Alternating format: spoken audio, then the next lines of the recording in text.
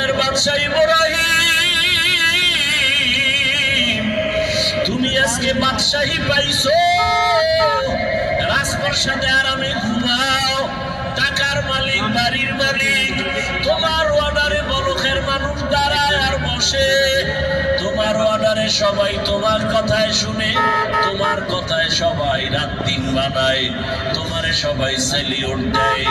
ও ইব্রাহিম, তুমি দেখছো নি তোমার হাতের ইশারায় বলখের মানুষ উঠে আর বসে, কিন্তু একবারও কি ভাবছো তোমার ইশারায় কিন্তু আসমানের সূর্য নড়ে চড়ে না?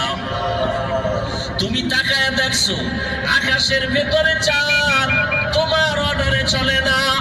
একবারও কি চিন্তা করছো এই সূর্যের পিছনে বৈশাখ কে ইশারা দেয়? এই চাঁদের পেছনে কার ইশারা চলে? কার ইশারায় সূর্যটা পূর্ব দিকে উঠে, আবার কার ইশারায় পশ্চিম অস্ত যায়, কার ইশারায় চাঁদ উঠিয়া আবার চাঁদটা অস্তমিত হয়ে যায়। আরবি মাসের 1 তারিখ চাঁদটা উঠে চুলের মতো চিকন, 14 তারিখ আবার এই চাঁদটা পুরা গোলাকার যৌবনে ভরপুর হয়ে যায়।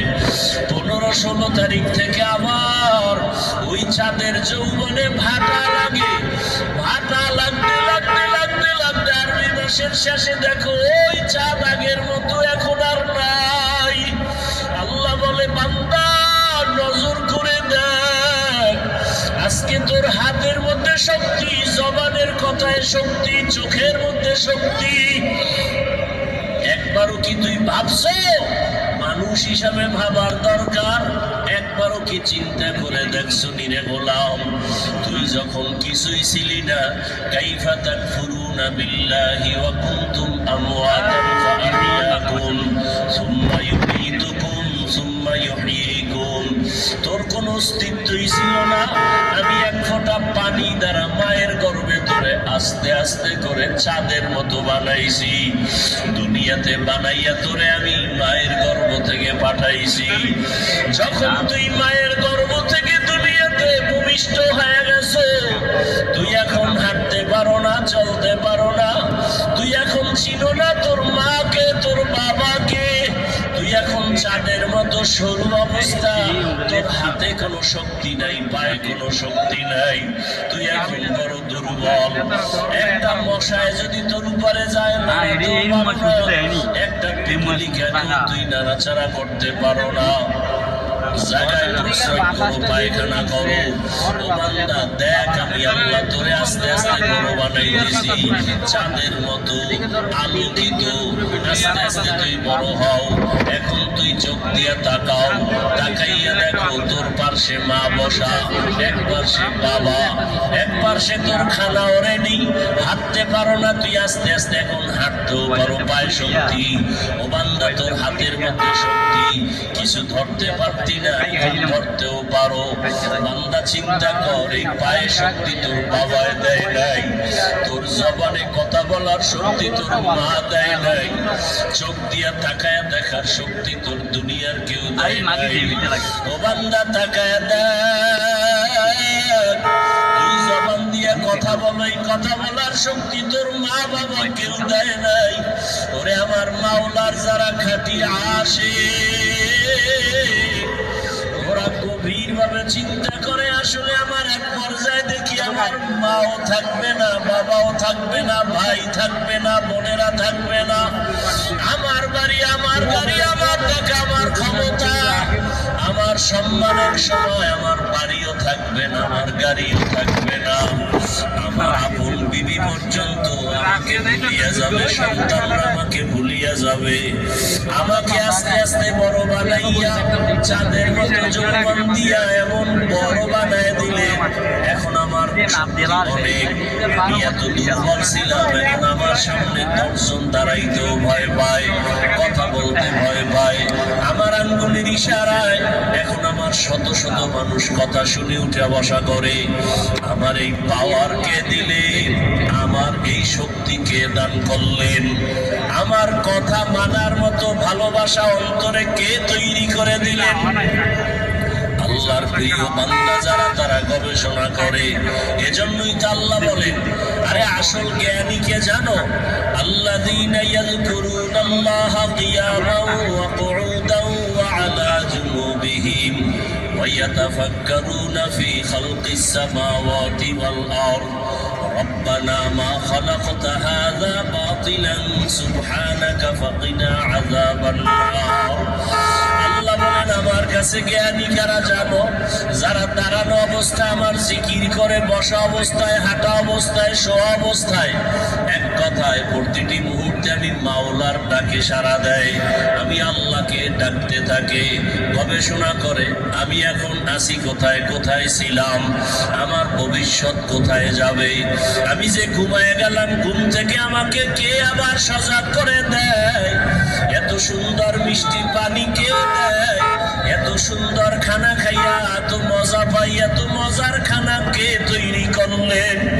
আরে কত মানুষ ডাস্টবিনের ময়লা খাইয়া রাত দিন কাটায়, আর আমার সামনে কত আরামের খানা, আরে 3 বেলা পেট ভরে খানা খাই। কত আমার ডানে বামে আল্লাহর গোলাম আছে গরিব, 3 বেলা খানা পায় না, মানুষের বাড়ি চাইয়া চাইয়া খানা খায়। কত গরিব, আমি ঘরে ঘুমাই, কত গরিব ঘর নাই, বাড়ি নাই, রাস্তার পাশে শুয়া পড়ে, শীতের ভেতরে কত নতুন কম্বল গায়ে দিয়ে ঘুমাই। আমার থেকে কত অসহায় গরিব শীতের মধ্যে একটা পোশাক পায় না, কত কষ্ট করে। এত আরামের জীবন আমারে কে দান করলে? ও নিমক হারাম মানুষ, আমার আল্লাহ বারবার বলেন ইয়া আইয়ুহাল ইনসান মা গররাকা, বন্ধু নাই, বান্ধব নাই, তোমার মাও নাই, বাবাও নাই, সবাই বলবে গায়ের গেঞ্জিটা বেলেট দিয়া কেটে রেখে দাও, জামা কাপড়গুলো খোলো, সাদা কাপড়ের প্যাকেট বানাইয়া দাও, বাঁশবাগানে মাটি খনন করো, কবর বানাও, বাঁশ কাটিয়া কবরে বিছাও, কলা পাতা রেডি করো, গরম পানি করো। এরে আর 1 সেকেন্ডের জন্য ঘরে রাখা যাবে না, এরে আর পাহারা দেওয়া যাবে না। বলে বাহিরে বৃষ্টি হয়, কিছুক্ষণ পাহারা দাও, করে না বাহিরে নামাও, পলিথিন দিয়া পেঁচায় রাখো, তারপর এই লাশ ঘরে রাখা যাবে না।